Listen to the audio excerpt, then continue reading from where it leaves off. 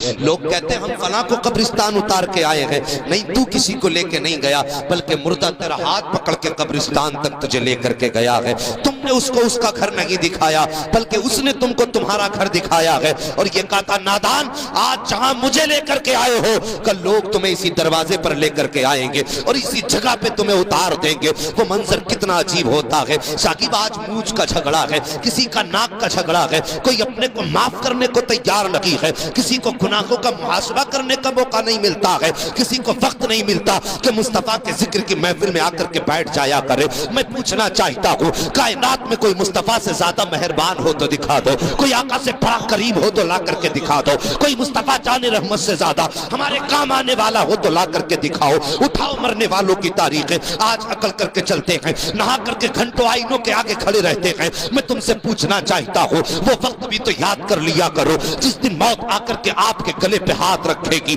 और एक लम्हा आपको मौका नहीं देगी। जब रूह निकल जाएगी तो वो बदन जो अकड़ा करता था, जो कहता था मेरे मुकाबले का कोई नहीं है, आज बेसुध बिस्तर पे पड़ा है, को मक्खियां भी दूसरे उड़ा रहे हैं, चादर भी कोई और डाल रहा है। जब गुस्ल की बारी आती है तो साकिब जब जिंदा थे तो अपने हाथ से कई कई घंटे तक पानी के अंदर रह करके साबुन से बदन रगड़ा करते थे, लेकिन आज मौत ने इतना लाचार कर दिया है कि अपने बदन पे साबुन लगाना तो बड़ी बात है, अपने हाथ से पानी तक नहीं डाल सकते हो, आज अपना पर्दा भी खुद नहीं कर सकते हो। मैं तुमसे पूछना चाहता हूँ साहिब, ये अकल किस लिए है? ये जिंदगी के अंदर घमंड कब तक का है? एक दिन मौत ऐसा धक्का देगी कि सारे घमंड और अकल निकल करके रह जाएंगे। अल्लाह अकबर, तारीख उठा करके देखो मरने वालों की, जब मौत आया करती है तो इंसान फिर लाचार हो जाता है, न कुछ करने का न धरने का। फिर पानी डालने वाला और है, बदन मसलने वाला और है, चार खड़े होके कहते हैं इधर से पानी डालो, कोई कहता है ये हिस्सा सूखा रह गया है,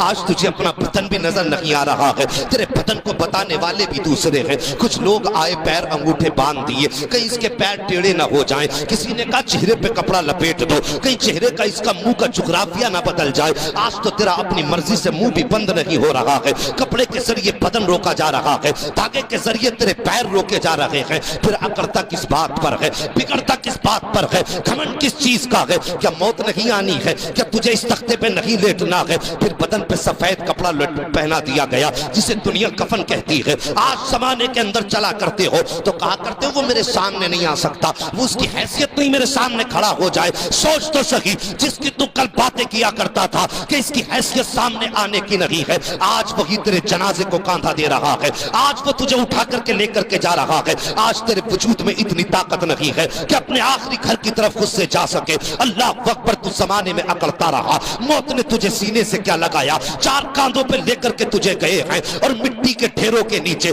तुझे दफनाया गया है। तो वही अकरबा, वही भाई, वही दोस्त, वही अहबाब जो कहते थे कदम कदम पे साथ निभाएंगे, तेरा साथ ना छोड़ेंगे, आज कहते हैं ये सुराख रह गया है, इसे भी बंद कर दो, आखिरी तख्ता भी लगा दो। जो कहते थे तेरे बगैर जिंदगी नहीं गुजरेगी, आज कहते हैं सही से बंद कर देना, कोई सुराख बाकी न रह जाए। साकिब जरा गौर तो करो, कल जो साथ जीने मरने की कसमें खाते थे, आज तेरे ऊपर मिट्टी डाल करके जा रहे हैं, कोई एक लम्हा तेरे पास ठहरने के लिए तैयार नहीं है। जब तुझे कब्र के अंदर डाला है, मनो मिट्टी तेरे बदन पे डाल दी गई है, कोई सुराख न छोड़ा गया। साकिब, कब्र का अंधेरा है, फिर उजाला कहां से लाओगे? आज कई कई लाइटों का इंतजाम है, तब भी कहते घर में अच्छा नहीं लगता है, घर में जब तक दूसरे ना हो दिल नहीं लगता है। साकिब, उजाले में तन्हा दिल नहीं लगता, तो फिर कब्र तो अंधेरा है, वो तो कीड़े मकोड़ों का घर है, कोई साथ बटाने वाला भी नहीं है, कोई हिम्मत बनाने वाला भी नहीं है। साकिब, अब मेरी बात को गौर से सुन लो, जब ये दुनिया वाले मनो मिट्टी डाल के चले जाएंगे, कोई सीने से लगाने वाला ना होगा। खुदा की कसम, ऐसी तन्हाई में तेरे डर को दूर करने के लिए, तेरी मुसीबतों को मिटाने के लिए अगर सबसे पहले कोई तेरी कब्र में आएगा तो वो कोई और नहीं होगा बल्कि हसनैन का नाना होगा, फातिमा का बाबा होगा, मुस्तफा जाने रहमत होंगे। इधर चेहरे से कफन हटेगा, उधर मुस्तफा रुख से चिलमन हटाएंगे और फरिश्ते भी कहेंगे मुबारक हो, नसीबों वाला है, आज तेरी कब्र में नबियों का इमाम जलवागर हो गया। अल्लाह, नारे तकबीर, जबरदस्त आवाज से बोलिए नारे तकबीर, नारे रिसालत, नारे हैदरी, मसलके आला हजरत हजरत अल्लामा मुफ्ती हम्माद साहिब क़िबला। सुभान अल्लाह, बहुत अच्छे उनके साथ। वाह वाह, ये मेरे मुस्तफा का करम नहीं तो और क्या है। किसी ने कहा था आ गए कब्र में भी छुड़वाने, दर्द कितना है उम्मती के लिए। अल्लाह अकबर, वो तो अपने उम्मती को कब्र में भी तन्हा न छोड़ते। तो शागिर्द हम कितने बेवफा हैं कि हमारी बस्ती में मुस्तफा की बातें हो और हम बिस्तर पे लेटे रहे। क्या तुमसे मुस्तफा को प्यार नहीं है या तुम्हें मुस्तफा से प्यार नहीं है? माना कि ये साले सवाब की महफिल हाजी नजीर हुसैन की थी, लेकिन बातें तो मदीने वाले मुस्तफा की हैं, बातें तो सारी सरकार की हैं। अगर तुझे मुस्तफा से प्यार था, आंखें बंद करके उठ जाया कर और कह दिया कर यार हवेली किसी की भी हो, बातें तो मदीने की होने वाली। ये इश्क का तकाजा है। आज मेरा ईमान कहता है नबी की हदीस के मुताबिक आका करीम इरशाद फरमाते हैं, जब तुम किसी मरने वाले को कब्र में दफना के आते हो ना, तो उसकी मिसाल मुस्तफा फरमाते हैं कल गरीकिल मुतगव्विस, ऐसे शख्स की तरह है जो समंदर में डूब रहा हो और गोते खा रहा है। जिसे तुमने कब्र में उतारा उसकी मिसाल ऐसे है जैसे समंदर में डूबने वाला इंसान गोते खाता हो। बड़े बड़े लोग बैठे हुए हैं, सफेद बालों वाले तजर्बाकार लोग हैं, सब जानते हैं जब बंदा डूबता है तो हर तरफ हाथ मारता है जी। अगर एक घास का तिनका हाथ आ जाए तो उसके सहारे से किनारे लगना चाहता है। ऐसे ही होता है ना। किसी ने कहा था डूबते को तिनके का सहारा काफी होता है। ये बात समझ में आ रही ना मेरी? आका फरमाते तो कब्र में दफन होने वाले की मिसाल ऐसी है जैसे कि डूबने वाले की मिसाल, वो गोते खाता है, हाथ मारता है।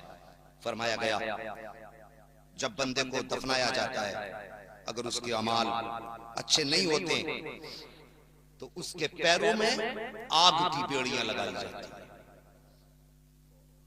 आग की बेड़ियां उसके पैरों में, पूरी कब्र को आग का संदूक बना दिया जाता है। फिर फरमाया मेरे मुस्तफा फरमाते हैं फिर कोई उसका चाहने वाला, उससे मोहब्बत करने वाला, चाहे उसका बेटा हो, उसका दोस्त हो, उसका बाप हो, उसका भाई हो, उसकी माँ हो, उसकी बहन हो, कोई भी रिश्तेदार हो, फरमाया जब वो उसके हक में हाथ उठाते और हाथ उठा के कहते हैं अल्लाह मेरे भाई को बख्श दे, अल्लाह मेरे बाप को बख्श दे, फरमाया गया अचानक उसकी कब्र में नूर आ जाता है। नूर आता है उसकी कब्र में और रोशनी ही रोशनी। फिर वो कहता है फरिश्तों बताओ तो सही, जब मुझे दफनाया गया तो अंधेरा था, जब मैं पापी था मेरे सर पे तो गुनाहों की गठरी थी, मेरे अमल का मामला था, ये कब्र को आग का संदूक बनाया गया। अचानक ये ठंडी हवाएं किधर से आ रही हैं और मेरे पैर की बड़ी बेड़ियां क्यों खुल गई, ये नूर के झोंके कब्र में किधर से आ रहे हैं? तो फरिश्ते कहते हैं मुबारक हो, आज तेरे बेटे ने मुस्तफा के जिक्र की महफिल आबाद कर रखी है। किस्मत वाले होते हैं वो बाप जिनको औलाद ऐसी मिलती है कि मरने के बाद उनके इशाले सवाब की महफिलें मुकर्रर करें। हाँ, वरना हमने तो देखा लोग सिर्फ लकीर पीटा करते हैं। 40 में भगोने बन जाएंगे 40-40। वो इसलिए कि कल रिश्तेदार आ रहे हैं, दोस्त आ रहे हैं, आप आ रहे उन्हें खिलाना भाई, दिखाना, पता चलना चाहिए हाजी जी के बेटे ने इंतजाम करा। दुनिया कहेगी हाजी जी के बेटे ने सिर्फ 40वें के दिन का खाना नहीं किया बल्कि रात को मुस्तफा के नाम के तराने की भी महफिल आबाद की। हाँ हाँ, तो ये मिजाज है हम लोगों के। तो साहिब मरने वाले के लिए ये बड़ी बरकत की बातें हैं कि मुस्तफा के जिक्र की महफिल आबाद हो। लोग हमसे कहते हैं बड़ा ताज्जुब का मामला यार सुन्नियों में, बेटा पैदा हो तब मिलाद होती है, कोई मर जाए तब मिलाद होती है, हर जगह मिलाद ही मिलाद। हम सीधी सी बात कहते हैं, हम अपना एक उसूल है, मरने की तरफ देख न जीने की तरफ देख, जब चोट लगे दिल को मदीने की तरफ देख। हमारा उसूल ही ये है, हमें खुशी मिलती है तब भी मदीना याद आता है और हमें गम मिलता है तब भी मुस्तफा का मदीना याद आता है। इसलिए कि हम ये मानते हैं कि हमारी कोई भी खुशी हमारी अपनी नहीं होती है, हर खुशी का झोंका गुंबदे खजरा से टकरा के आया। और मर्ज अगर कोई भी लगे, गम कोई भी हो, तो अपना उसूल हम जानते ये हैं कि उसका इलाज दुनिया के पास नहीं है, उसका इलाज गुंबदे खजरा के आका के पास है। हम तो इसी बुनियाद पे नबी नबी करते हैं, सिर्फ इस बुनियाद पे आका का नाम लिया करते हैं कि कयामत के दिन जब अच्छे आए तो मुस्तफा हम पापियों को देख के कहते हैं फरिश्तों आने दो, ये माना कि ये तुम्हारे साथ पारसा हैं, ये नमाजी जा रहे हैं, ये गाजी जा रहे हैं, ये हाजी जा रहे हैं, ये पारसा जा रहे हैं। काश मुस्तफा हाथ उठा के कह दें फरिश्तों छोड़ दो, जब दुनिया सर्दी में बिस्तर में लेटी थी, ये तन्हाई में बैठ करके अपने बिस्तर छोड़ करके मेरे नाम की महफिलें सजा के बैठे थे। इन्होंने सर्दियों में अपना घर बार छोड़ दिया था। आज मैं इनको हाथ पकड़ के जन्नत का परवाना देना चाहता हूं। सुभान अल्लाह, वाह वाह वाह, जिंदाबाद। नारे तकबीर, नारे रिसालत, मसलके आला हजरत हजरत अल्लामा मुफ्ती हम्माद साहिब क़िबला, महफिल ऐसाले सवाब। सुभान अल्लाह। साहिब, मौत जब आती है तो वो किसी की उजड़ती गोद नहीं देखती। मौत जब आती है तो ये भी नहीं देखती कि बाप के आंसू निकलेंगे, माँ के जिगर पे क्या गुजरेगा, भाई के कलेजे पे क्या होगा। मौत जब आती है तो सारी दुनिया से नजर फेर के सिर्फ अपने मकसद की तरफ आती है। बेशक बेशक। आज तक मौत ने किसी के दरवाजे पे इजाजत नहीं ली, लेकिन हाँ, मेरे नबी का वो दरबार है जहां पे मलकुल मौत भी आए तो इजाजत मांग रहे हैं। सुभान अल्लाह। मगर साहिब याद रखना, जज़ाकल्लाह साहिब, याद रखना, मौत एक ऐसा दाग है जो हर सीने पे लगा है। न इसने बादशाह को बख्शा है, न इसने अमीर को बख्शा है, न वजीर को बख्शा है। मौत जब आई है तो बड़े अच्छों अच्छों की आंखों में आंसू दिए। मरने से पहले मरने का इंतजाम कर लो। हमारा मामला तो ये है, अगर भाई की 4 बीसे मिल जाए तो हम 4 बीसे पे सांप बन के बैठ जाते हैं। मिजाज है हमारा, सांप बन के बैठ जाते हैं। साहिब, एक दिन मरना है, बचना नहीं है। और मौत जब आएगी ना तो एक एक रत्ती का हिसाब अल्लाह लेगा। यहां तक फरमाया गया, अगर तुमने चलते फिरते किसी के खेत के धान के पेड़ में से एक दाना तोड़ के उसे मुंह में रखा, फरमाया गया तुमने छिलका यहां डाल दिया, एक दाने का छिलका दांत में रख देते ना, हमारा सूट के हाथ चल रहे हैं, पता ही नहीं किसकी तोड़ दी, किसकी बर्बाद कर दी। निकला जा रहा पट्टियों पे, देखो मैंडो पे, धोरे के धोरे साफ बाली नहीं दिखती, कुछ नहीं मिलता, मुंह मारा हाथ सट्ट से बाल सूट दी पूरी, 4 दाने खाए बाकी फेंक दिए। अल्लाह के यहाँ हिसाब देना। फरमाया गया तूने मुंह में एक दाना रखा ना और मुंह से छिलका उसका फेंक दिया। फरमाया गया छिलका कहाँ फेंका उसका हिसाब अलग होगा, और तूने दाना जो खाया उसका हिसाब अलग। तैयारी करें हम मौत की। हम तो बीगे बीगे खा जाते हैं, डकार तक नहीं आती, और सबसे बड़ा हाजी बन के बैठा बंदा। दूसरों के हक खा के अगर हज किया तो क्या किया, किसी का दिल दुखा के अगर मस्जिद आबाद की तो क्या की। मजा तो तब था किसी का वीरान दिल आबाद कर देता, मजा तो तब था किसी रोते हुए के लबों पे मुस्कुराहट दे देता। हमने तो यहाँ तक देखा लोग चिल्ले कर रहे हैं जी, एतकाफ में बैठे हैं, एतकाफ में अब्बा बीमार पड़ा बिस्तर पे, वो एतकाफ में बैठा है। माँ को दवा की जरूरत है, बच्चा एतकाफ में कुरान पढ़ रहा है रमजान, तुझे क्या लगता है माँ बिस्तर पे दवा के लिए रोती रहे और तू एतकाफ करेगा, अल्लाह राजी होगा? रब फरमाता सुन, अगर माँ बाप को सता के तू कोई भी इबादत करेगा, मैं सारी इबादत तेरे मुंह पे मांगूंगा। अगर इबादत कबूल कराना चाहते हो तो पहले दुखे दिलों का इलाज करो। अगर तुम किसी दिल का इलाज न कर सके तो इबादत अपनी जेब में रख के मर जाओ। रब को तुम्हारी इबादत की जरूरत है, ये बात जहन नशीन कर लेना। अल्लाह अकबर, लोगों के हक आ गए, टकारे ही नहीं आती।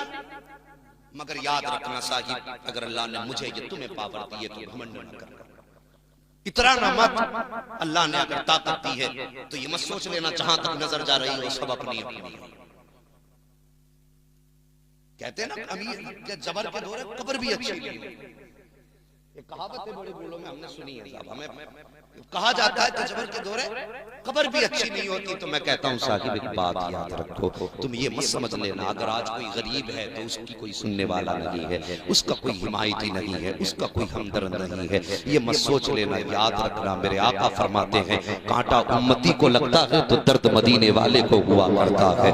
अल्लाह अकबर। मेरे नबी ने ऐलान फरमाया था मेरे सहाबा ऐसी छत पे मत लेट जाना जिस छत की 4 दीवारी ना हो, ऐसी छत पे मत लेट जाना जिसकी चार दीवारी रुकावट ना हो। सहाबा अर्ज करते हैं आका किस लिए? मेरे नबी फरमाते हो सकता है किसी को नींद में चलने की आदत हो सकता है कोई नींद में उठ के चलने लगे, अगर चार दीवारी नहीं होगी तो पैर फिसलेगा, मेरा उम्मती नीचे गिर जाएगा। आका फरमाते सहाबा जब उम्मती नीचे गिरेगा तो उसका हाथ टूटे या उसका पैर टूटे, उसको चोट बाद में लगती है, मदीने वाले को दर्द पहले हुआ।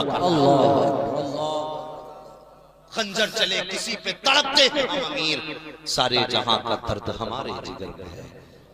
मेरे नबी ने उम्मत से इतना प्यार किया, किसी को सताने से पहले 100 बार सोच लेना। माना कि दुनिया में प्रधान प्रधान सब इसके खिलाफ है, मगर याद रखना मदीने वाला अपने कमजोर उम्मती के साथ है। और खुद मेरे आका ने फरमाया मैदान क़यामत में मैं अपने गरीब उम्मतियों की सफ में खड़ा हूं। ये याद रखना, मेरे नबी ने फरमाया क़यामत में अपने गरीब उम्मतियों के साथ खड़ा होगा। साकिब फिर सोचो, फिर खुदाई का फैसला किधर जाएगा? अल्लाह का महबूब फरमाता है कि मैं मजलूमों के साथ खड़ा होऊंगा। अब जालिम से हिसाब हो रहा है, जालिम अपने गवाह पेश करे, अपनी सफाई पेश करे, कितनी भी सफाई पेश कर ले, मगर फैसला उधर होगा जिधर महबूब खुदा खड़ा होगा। आका फरमाते हैं जालिमों की अलग जमात होगी, मजलूमों की अलग जमात होगी। सुनो, रब का करम उधर बरसेगा जिधर मदीने वाले की नजरें करम पड़ती है। सुभान अल्लाह, सुभान अल्लाह, वाह वाह वाह। किसी को सताने से पहले हमें 100 बार सोचना चाहिए, लेकिन आज पता ही नहीं है, मेड़े की मेड़े हड़प कर जाते हैं। कहते नहीं थे हैं पिछली अब्बा के जमाने में कि नाप ले यार, 4 शरीक थे ना, 4 बीघे एक एक हो गई, मैं क्यों नापूं? जिसकी ज्यादा है वो तो नापने ही तैयार नहीं। एक बात बताऊं, एक बादशाह था, उसके महल की थोड़ी सी दीवार टेढ़ी हुई थी।